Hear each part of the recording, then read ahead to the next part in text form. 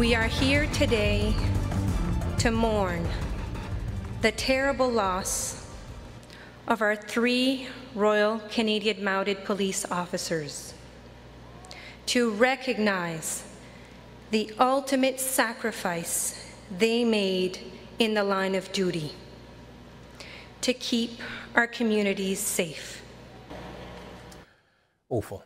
I was away in the UK when 3 Mounties were shot dead, 2 others wounded. It was inevitable and ghastly, I believe, that some people wasted no time in blaming all this on loose gun control. We know the suspect in Moncton is in possession of at least 2 long guns. The Harper government abolished Canada's long gun registry in 2012, so there's no way of knowing what weapons legally owned. Would the long gun registry have helped the RCMP deal with this? Would they have known this guy? Well, the long gun registry the data would have probably assist in case where the individual would have been located at a particular address. No one who doesn't need a gun should have one. No one in Canada, unlike the United States, is constitutionally entitled, has the right to a gun. Absurd. It's absurd because we have strong gun control laws, but it's also pertinent that I was in Britain where there are draconian gun laws and around 1,000 knife crimes every month in London alone. Now think about that. 1,000 in one city alone each month. John Lard is an economist and gun rights advocate who joins us now from Philadelphia. Did this awful crime have anything to do with gun control laws? I don't think so. I'm sure we'll learn more facts as we go along. But one thing you find in these cases is that these killers often plan these attacks many months or even years in advance, and how difficult it is to stop people who want to go and obtain a weapon from obtaining it if that's what they want to do. Mm-hmm. I always find it baffling when a lunatic commits such a crime that people say that if we're more rational about the whole thing, we can stop the violence. By their nature, these people are unbalanced. They're insane. You can always find a gun, even in countries where it's incredibly difficult. If you want to do this, you will find a weapon.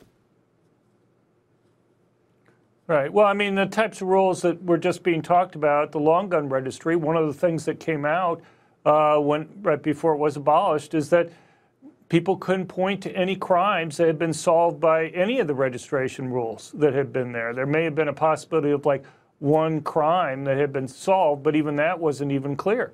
And so you're spending, billions of dollars on just the long gun registry, not even counting the cost for the handgun registry there. And you'd think you at least would have a number of crimes that you could say were solved as a result of that. And it's pretty obvious why that's the case, and that is criminals rarely have their guns that are registered. And the way, in theory, what would happen is that if a gun was left at a crime scene and it was registered to the person who committed the crime, then you could go back and find out who had committed the crime. The problem is guns are almost never left at the crime scene. If they are, it's because the killer has been either wounded or killed. And, how would it have helped in this case? The person would have already had the gun, even if he had registered, and he was the one who was using the gun. Yeah. It's not obvious to me. Mm-hmm. You know this so much better than I do. In countries where guns are readily available, Israel, Switzerland, these sort of crimes are incredibly rare. But I want to talk a little bit about the UK, where I've just returned. Knife crime is endemic. And I mentioned 1,000 crimes a month in London alone. There are many other major cities. 400 of those crimes, someone is hurt badly. There are at least a dozen deaths through knife attacks.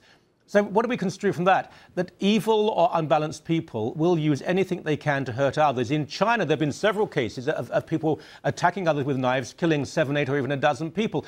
Surely it's not the nature of the weapon, but the nature of the person with the weapon.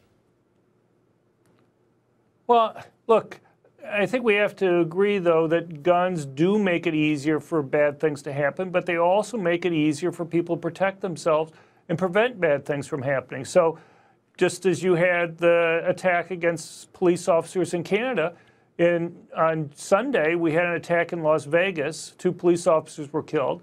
One thing that doesn't get much attention was that a concealed carry permit holder actually delayed the attackers long enough. He also lost his life. but was able to stop them from going in what could have been much greater carnage. Nobody else was killed largely as a result of that concealed carry permit holder that was there.